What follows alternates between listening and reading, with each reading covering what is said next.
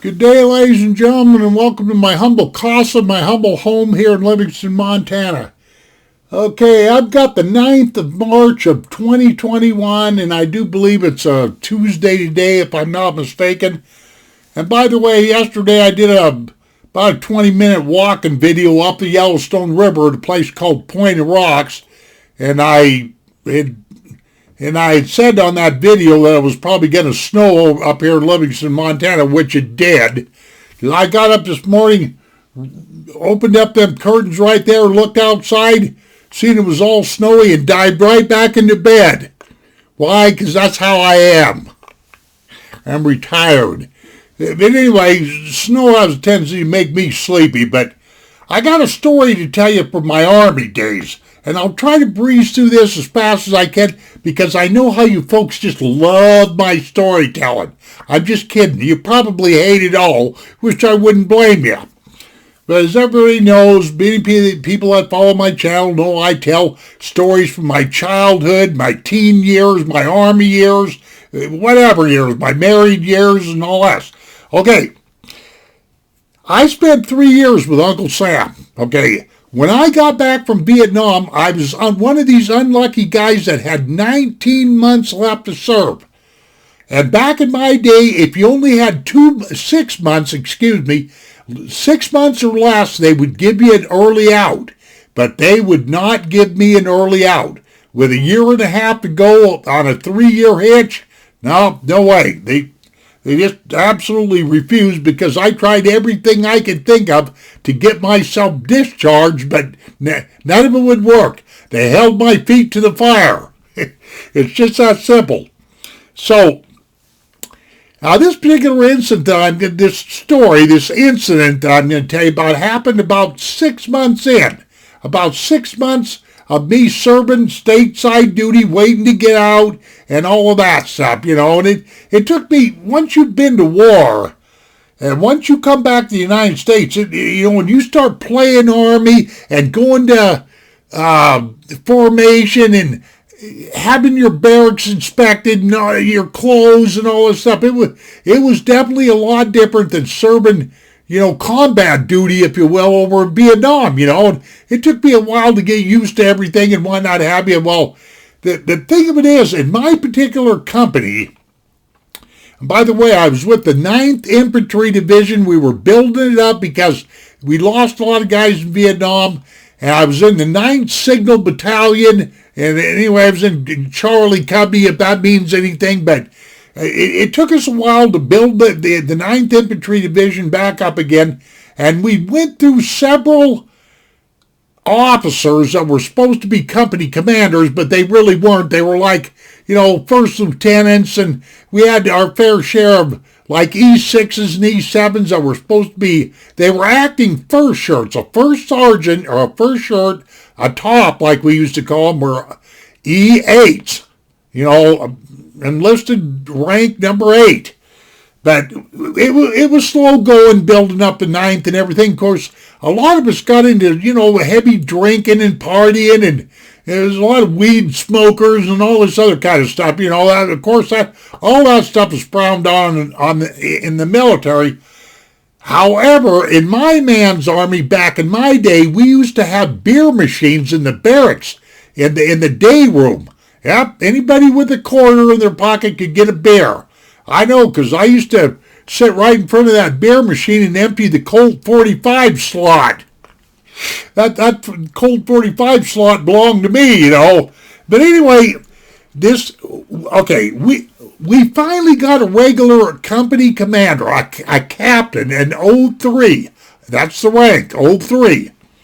Officer 3rd class, if you will, And this guy was a redneck. He was from Alabama. And you want to talk about a by the numbers. Well, he was a redneck. He walked and acted and talked like his shit didn't stink. Now, personally, myself, I didn't have any problems with the officers whatsoever, as long as they were, laid back, nice, treated you with a little bit of respect and stuff like that. But this guy here, he was none of the above. This guy here was a kid that definitely wasn't having any fun, and he was definitely all about following military protocol and whatnot, have you right to the T, Well, after he'd been our company commander for like, I don't know, I want to say a couple months or so, he started taking note of everybody in the company that was a partier, that he even remotely, because some of us got thinked off, you always got people that are trying to butter up to the first sergeant. We didn't have a first sergeant for the longest time either, just E6s and E7s, but you always got people in the military that are sucking up to the brass. Your captains, your lieutenants, or like this, first shirts, all that kind of shit. So there was a select bunch of us. I don't know, a company of men is 200 men, okay? It's 5 platoons of 40 men. That's 200 men. Got that? That's the way it is. I don't know. Maybe they changed that by now, but I don't think so. Anyway, this captain one time, he just fell us out because he had enough of us guys, going out and partying heavy on the weekends, and a lot of us got thinked off as being dopers and this and that and everything. So he just went down the line. He said, you Boren there. He says, I want you guys to fall out over here, And so he assembled us, and there was about, I want to say he picked out about 20 of us, 25 of us, or something like that. And then he dismissed the rest of the company. We may not have had 200 men in the company by that time. I don't know. But he gets out there with his big speech. He says, I tell you what, he says, I don't want a company full of, I want you guys to be soldiers. I want you to be men.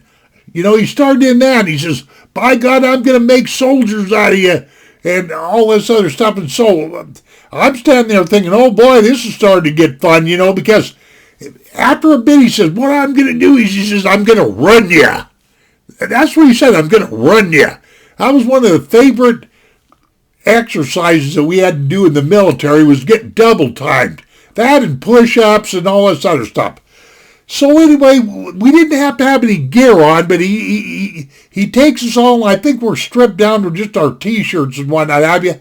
And this happened at Fort Lewis, Washington, and that country's pretty rainy over there. But I remember this was a fairly nice day, if I remember right. So he takes all 20 or 25 of us partiers, us non-conformers, us soldiers that weren't living up to it, so to speak, which he had me as part of the crew there, and he started running this. Not full blast. In the military, they used to have this thing called double time. That's where you run. It's faster than a walk, but slower than a run. It's in between. It's called double timing. And by God, this guy here, man, he was pretty pissed off about, well, I can't remember what set him off. It wasn't me. It wasn't something that I specifically done, but it was something that somebody done. And he, altogether, I do believe he double timed us for about 5 miles, And all the time, he's, screaming at you, so you like to drink all that beer, do you? Well, so you like smoking all that pot, and he started screaming at us, and he's running along beside us, and of course, singing cadence. That's the way they keep you going, and all this other crap, And the problem of it is, we had a few guys in our unit that was kind of out of shape, and every once in a while somebody'd fall out, I never did fall out of a running formation in my entire 3 years in the United States Army. I simply didn't want to give my cadre, the lieutenants above me, the sergeants above me, and all that. I didn't want my chain of command, as they call it. I didn't want to give my upper chain of command the pleasure of seeing me humble myself by falling out on the ground because I couldn't make a running formation. I couldn't make the distance. I couldn't cut the stride. But we had guys right and left that were falling down, and rolling around and grabbing their gut and, all this kind of shit, And me, I thought this shit was kind of funny, because back in them days, even though I was wilder to march hare and whatnot have you, but I was in pretty good shape. Wasn't old like I am now, pushing 70 years old. It didn't take a lot for me to just up and quit something, especially on a run like that. And so out of that 25 guys that this captain was trying to punish, if you will, or get us to realize that we needed to soldier up, like they used to call it. We out of those 20 or 25, we probably had at least 10 soldiers, 10 guys in our unit fall out and, hacking their guts out, rolling around, holding their chests. I can't take it anymore. And all this other shit. And like I say, I'm doing that, laughing my guts out and everything. And so this captain runs us to where he wants us to be, and he's going up and down the line asking everybody, you think it's smart there to be a drunk? You think it's smart to be and he was giving everybody a bunch of shit. Anyway, he comes up to me, and he looks right at me, he stands about this far from my face, and he goes, Boren, he says, I seen you laughing over there. He says, what do you think? He says, you think you're a smart ass? That's just what he says. And I looked right at him and I said, sir, I'm just as smart as you want me to be, or I'm just as dumb as you want me to be. It's up to you, pal. He didn't like that shit at all. He didn't like that shit at all. And he just pointed at me just like this. He said, you know what? He said, you are a smart ass. He says, tomorrow morning, come 06:30 a.m., he says, I want your ass standing right out here on this parade grounds. That was right near the barracks there. He says, and me and you are going to go on our own little private run. He says, and what this jerk was going to really try to do is run me into the dirt, is what he was trying to do, because I got a kick with them other guys falling down, all that stuff, hacking and gagging and all this other stuff. And so I thought to myself, oh boy, I finally found something fun to do with an officer. Like I say, I got along with most officers relatively well. Some of them I even liked, as long as they treated me with respect. But this guy was a redneck. This guy didn't know nice. All he knew was straight military protocol. That was it. So anyway, the next morning, boy, I jump up at 600 hours and throw on my gear, throw on my fatigues and my combat boots and whatever have you, and out the door I went. And right over there, that parade field, stood at attention.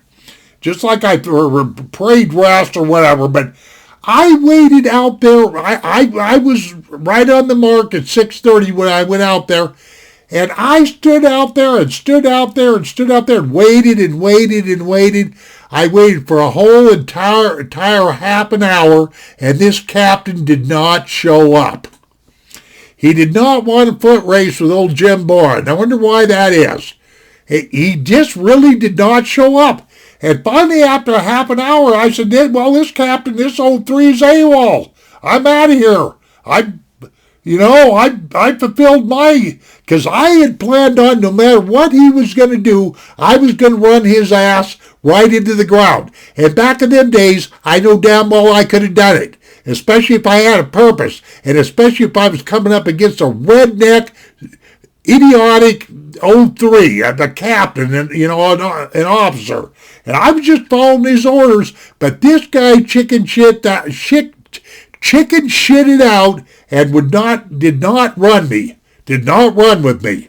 Now, that's the end of this story and everything, but that's the way of it, So if you're an officer that's looking in here, if you're in the military and everything, get off the throne and become an officer. Learn how to lead men.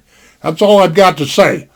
Okay, after this story, I'm going to tell another one, but not right now. It will be a separate file. I've got another military story I'm going to tell. But, ladies and gentlemen, thank you very much for letting me entertain you for a few minutes. We shall see you on down the trail. And adios, my friends. Let me get out of here. Boy, I've wasted almost 15 minutes of your time. Goodbye.